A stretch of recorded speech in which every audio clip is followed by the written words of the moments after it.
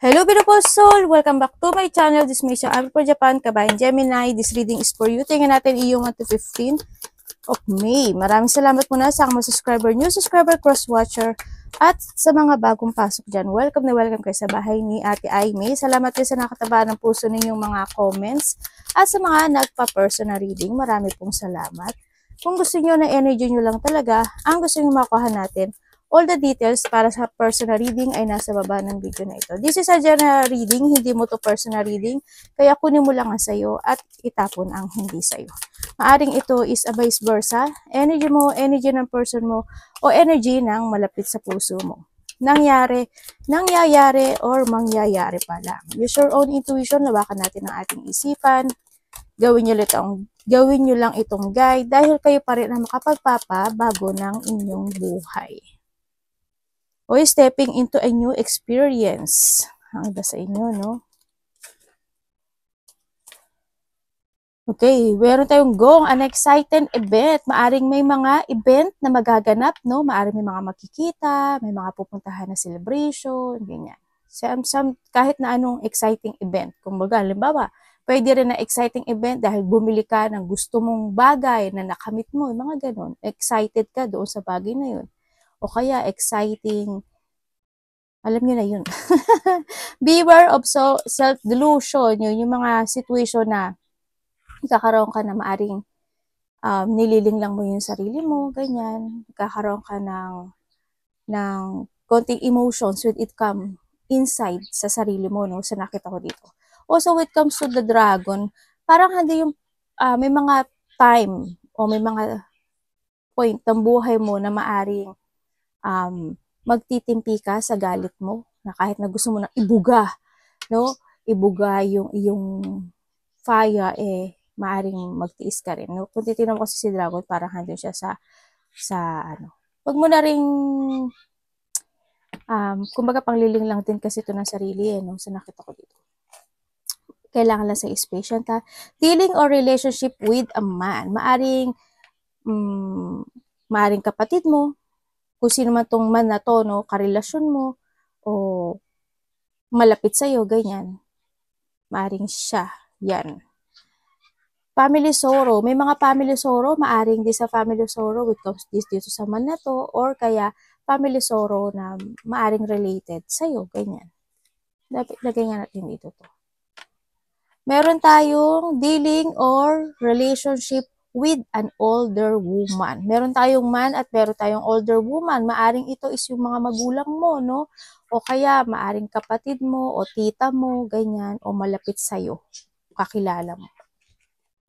O maaari pwede rin ikaw, if you are older or a matured person, no? Use your intuition to make a beneficial change. Ito yung mga sitwasyon na kailangan mo mag-trust sa intuition mo bago mo aksyonan o i-pursue yung mga bagay na gusto mong gawin sa sarili mo. Tama ba to? Dapat ba to? O saka sa mga pinakausap mo, ganyan. Diba? You need to trust and listen to your inner voice. Energy ni Gemini, 1 to 15.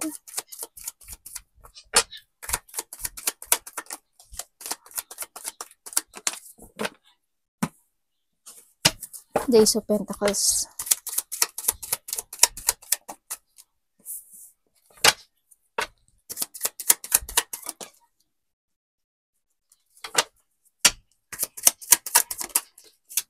Ang energy mo is okay. Energy na nakikita ko sa'yo, 1 to 15, andito yung situation na maaring may mga gusto kang makamit, no? Kumbaga, may mga point ng buhay mo na maaring nagkakaroon ng pagkalito, feeling emotions, mga bagay na yun. Siguro, handun ka sa sitwasyon mo na i-release mo yung mga sitwasyon na yun, no? O mga bagay na yun, no?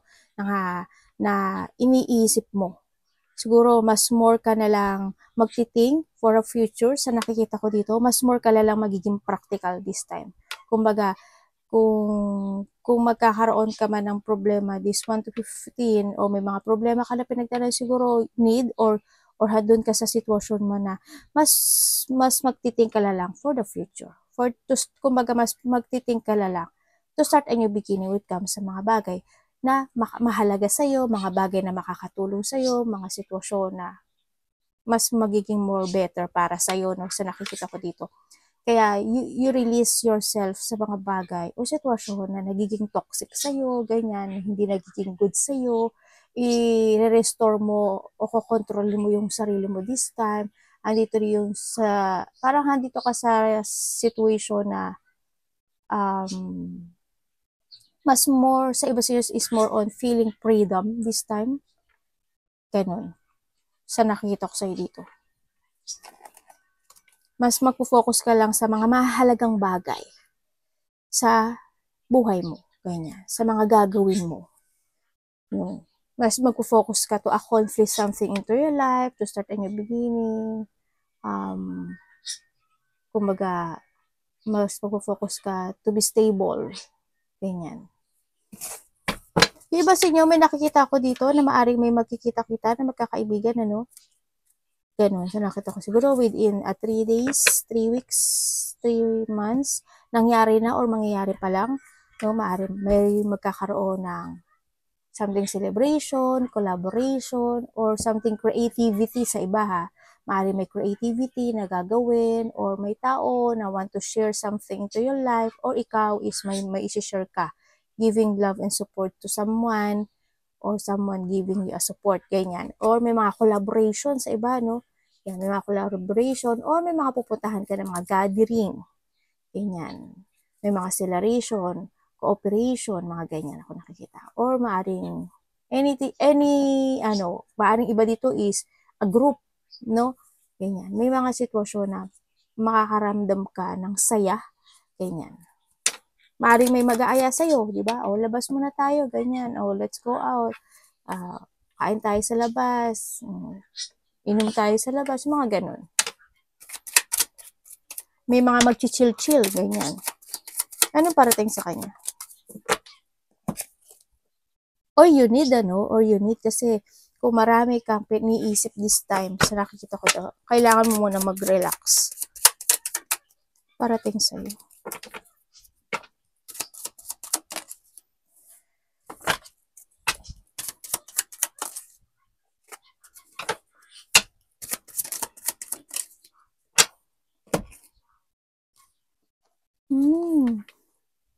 Okay, ang parating sa'yo, ang nakikita ko dito,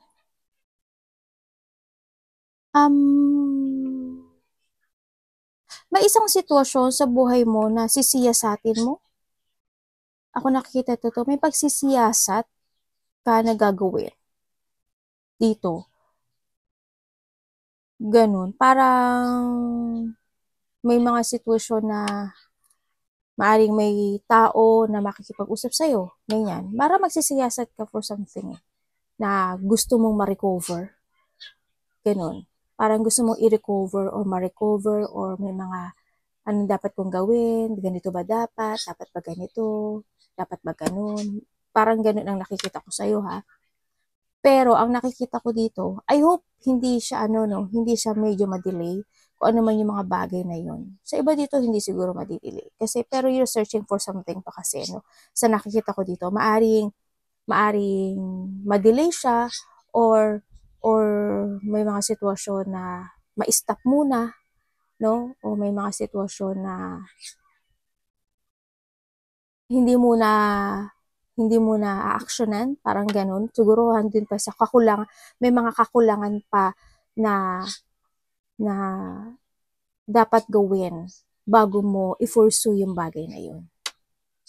Parang ganun. Parang maghihintay ka pa muna ng mga magiging more on patient ka pa siguro sa nakikita ko dito. Kasi you're waiting for something pa, no? Para magiging, iiba yung on and off yung action mo, you feeling stuck, o yung mga bagay na i-delay mo muna kasi you feeling hindi siya satisfy or baka dissatisfaction yung kalabasan, no? Kaya you still searching or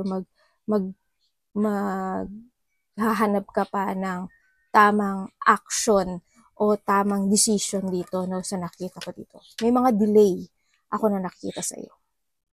Yun. Sa iba, ha. Pero iba dito para may mga may mga pag-uusapan kayo or maaring may mga partnership, ganyan. Parang may mga dealing situation na aaralin ka. Maaring may tao na makipag-deal sa'yo, sa iba sa inyo. Ganun. Ang nakikita ko rin dito, sana hindi lahat, sana walang ma-confine or walang mapadoktor. Parang may mako-confine or may nagpapadoktor. Parang ganun sa nakikita ko dito. Hindi naman siguro kayo lahat. Kasi general tayo.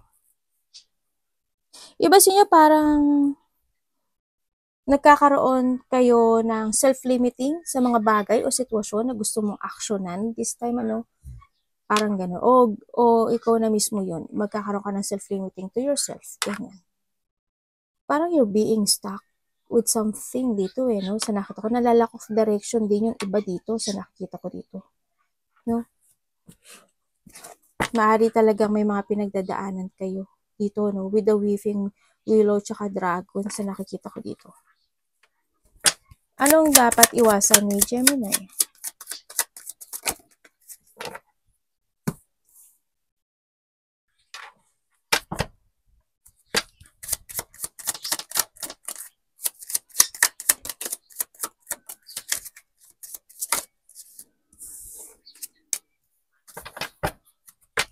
Ano po universe? Okay. Okay, iwasan mo daw yung isang sitwasyon na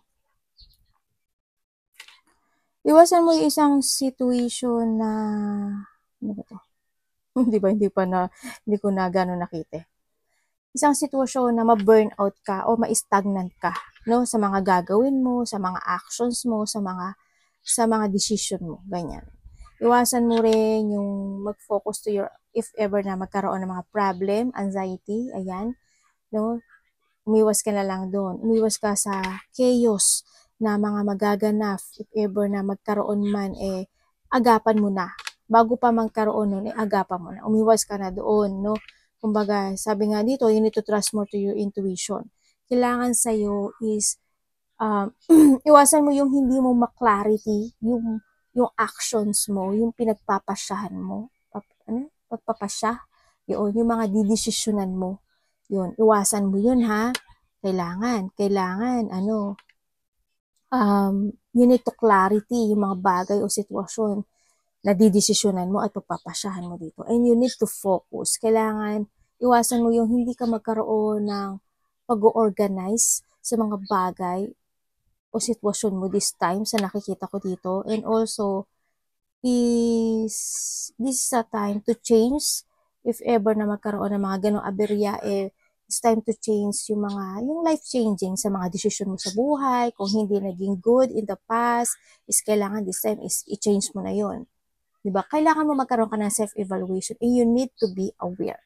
Iwasan mo na hindi ka maging aware sa mga decision mo, sa mga pagpapasyahan mo, sa focusan mo. Ganun. Tandaan mo, you are the authority of your life. No?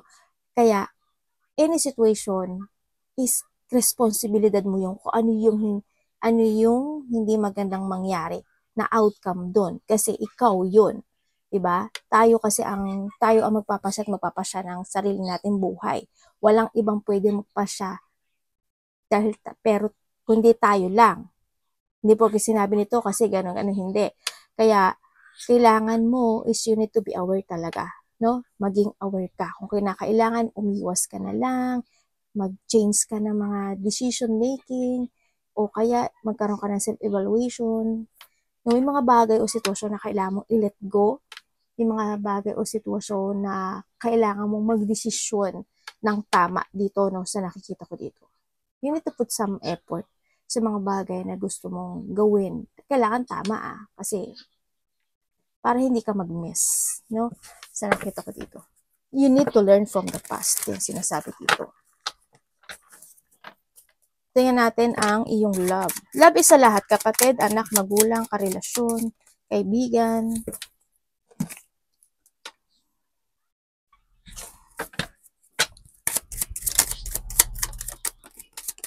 Kasamahan sa trabaho, ganyan. Okay.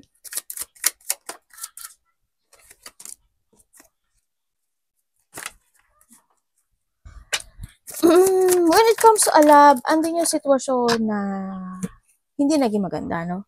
Nakikita ko dito. Maaring, kung kayo is nakahiwalay, isa sa inyo nagkaroon ng awakening, no? Nagkaroon ng awakening in this relationship at maaring ito is maaring nag-move on sa iba, no? Sa nakikita ko dito. Maaring mas pinili niya yung tamandaan niya kasi ayaw niya magsayang ng oras dahil alam niya sa sarili niya na this relationship is not stable. Kumbaga, maaring nakakaramdam mo siya dito, no? Maaring na nakikita niya sa mga salita mo, sa mga gawa mo, ganyan, sa nakita ko to. Kaya, maaring isa sa inyo is nag-move kasi wasting time kung didikit pa siya sa'yo at pagpapatuloy yung relationship na to sa nakikita ko dito, no? Maaari iba sa inyo, kasamahan niyo to sa trabaho. Yun nakikita ko. Kaya ang nangyari sa kanya, nagkaroon siya ng awakening and they begin to pakikipagsapalaran na hindi siya nag-take action siya sa buhay niya this time at nag-move forward siya dito, no? Sa nakikita ko dito.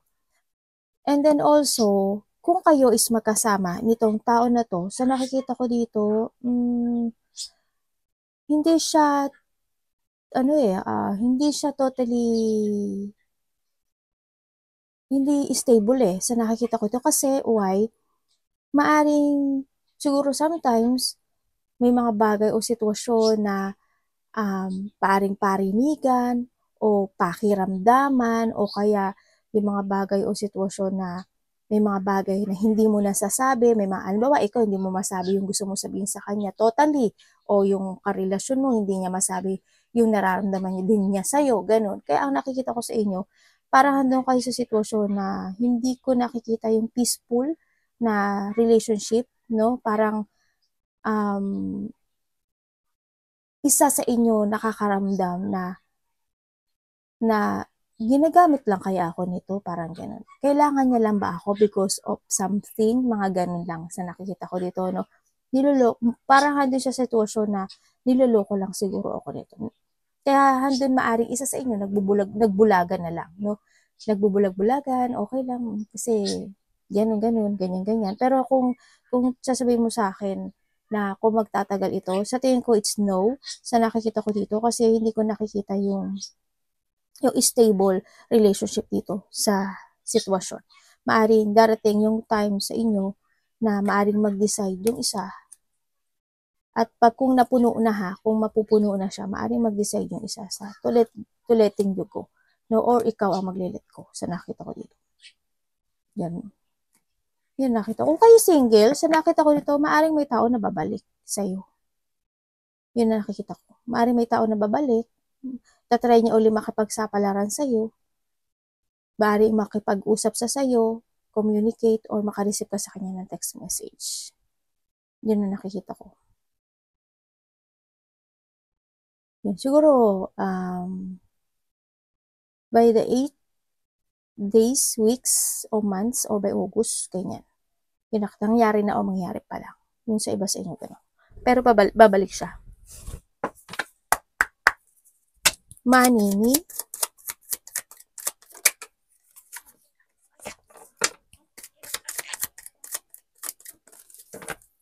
Tingnan natin ang iyong money.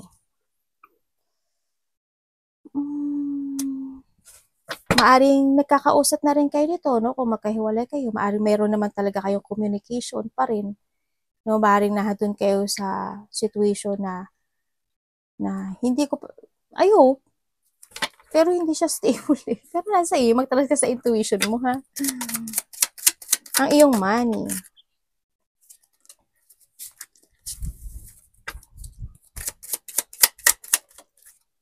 When it comes to your money, medyo nahihirapan ka ata sa money mo, no? Sa nakikita ko dito. Medyo ingatan mo na lang yung money mo. Kasi maaring magkakaroon ng mga delay when it comes to money. You're not stable. Kumbaga na andito yung situation na there's a success at all costs, kumbaga, no? Sa nakikita ko dito, dumarating ka rin, minsan, maaring nadidrain ka, minsan, sa nakikita ko dito, maaring may mga point ng buhay mo na nagagawan mo lang ng solution, kumbaga, Maari kung nanghihiram ka sa iba, ganun, o kaya, kumbaga, sapat na sapat lang yung pera mo. Hindi ko nakikita kasi yung stability or hindi ko nakikita yung na, na, na, na nakakaroon ka ng ipon. Maaring may mga ipon ka noon na unti-unti na siyang lumalabas, no? Sa nakikita ko dito. Kumbaga, medyo weak yung pagdating sa pera mo, sa nakikita ko to. Kaya this is the time to renew yourself when it comes sa pagpapatakbo ng pera mo, no, para magkaroon ng pagbabago. Kailangan mo ngayon this time is balansehin sa nakikita ko dito. Balansehin mo para magkaroon siya ng growth this time, no? Kailangan mo rin dito is strong will kasi sa ngayon hindi ko talaga maaari nagiging irresponsible ka sometimes, no, kasi there's a lack of success dito. It's more than stagnant itong sa nakikita ko dito. Lack of stability, and also siguro may mga situation na hindi nagiging good yung pagpapatakbo. Ingatan mo na lang din, no? Sa nakita ko dito. Mas isipin mo rin yung future.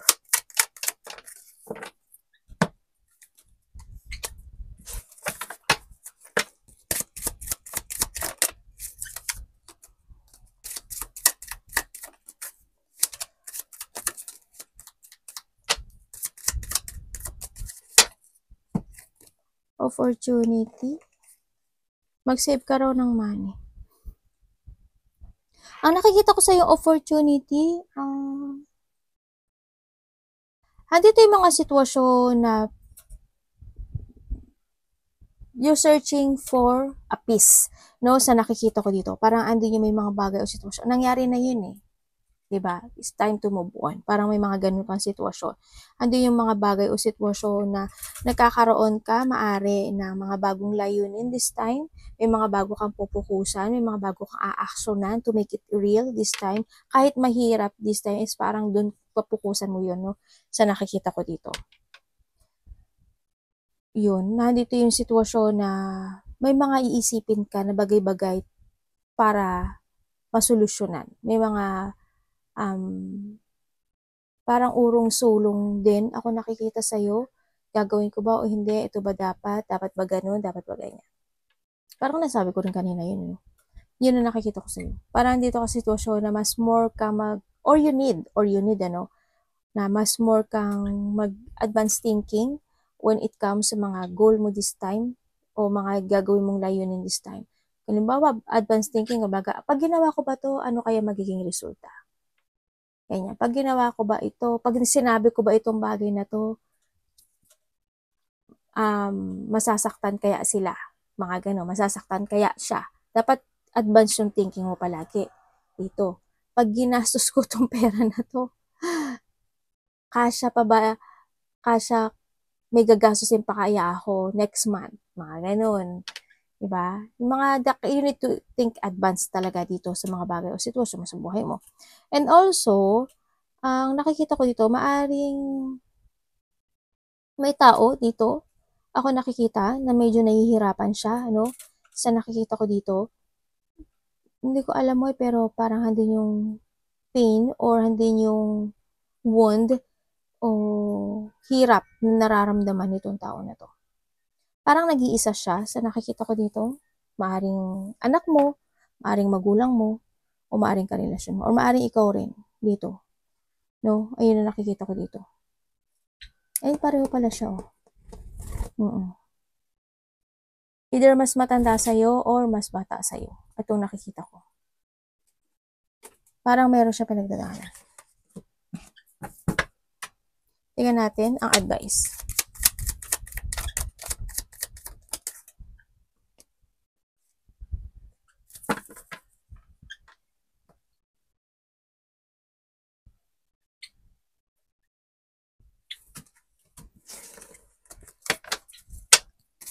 Advice.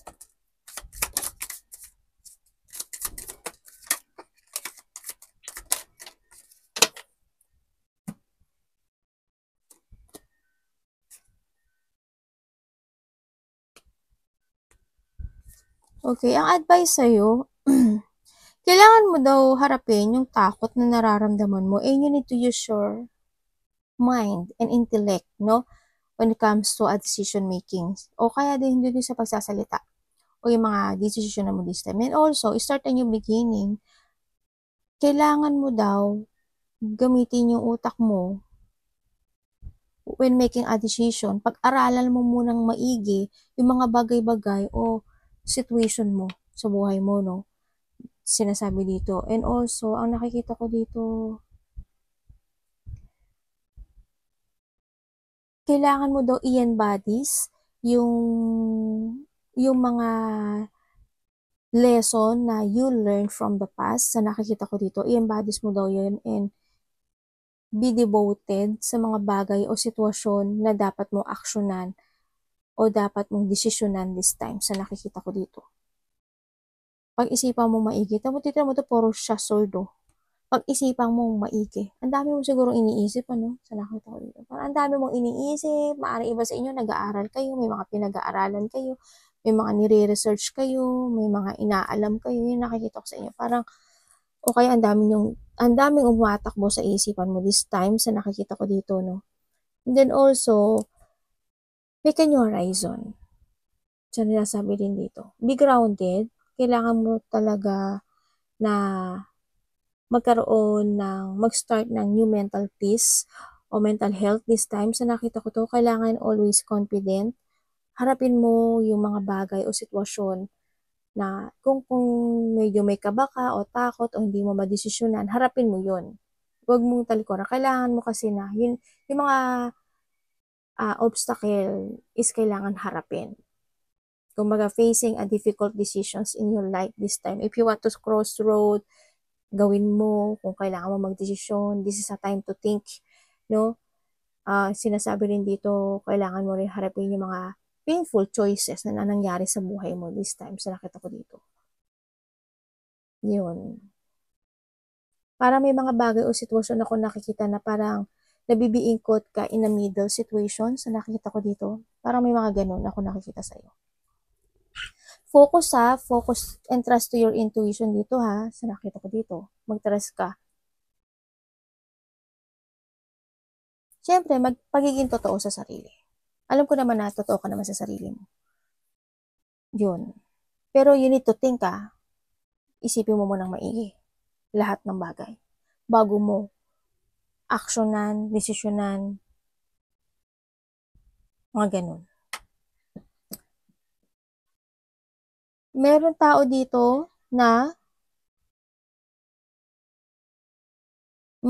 parang may tao na maaring iba sa inyo, may mga bilak na kayo sa buhay nyo, no? O may mga sitwasyon na may tao dito na naging cold, no? Ako nakikita, ikaw o naging cold ka na or someone's into your life is naging cold siya and someone's want a new horizon again sa'yo na maaring gusto kanya kausapin, maaring o kaya may taong may nagmamanman sa'yo, ganyan. Pinag-uusapan ka dito sa nakikita ko dito.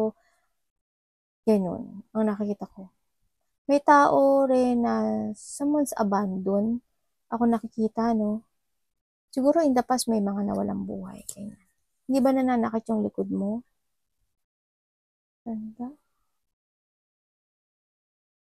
May mga hinihiling ka, no? Na gusto mong mangyaring maayos na dito sa buhay. Pero may full ka, oh. Ano nangyari po? Ay, hindi pa siya mangyayari. May mga tension na hindi pa natatapos pala. No? You need to plan very carefully, sabi dito. Yun. Arigatou namaste, God bless.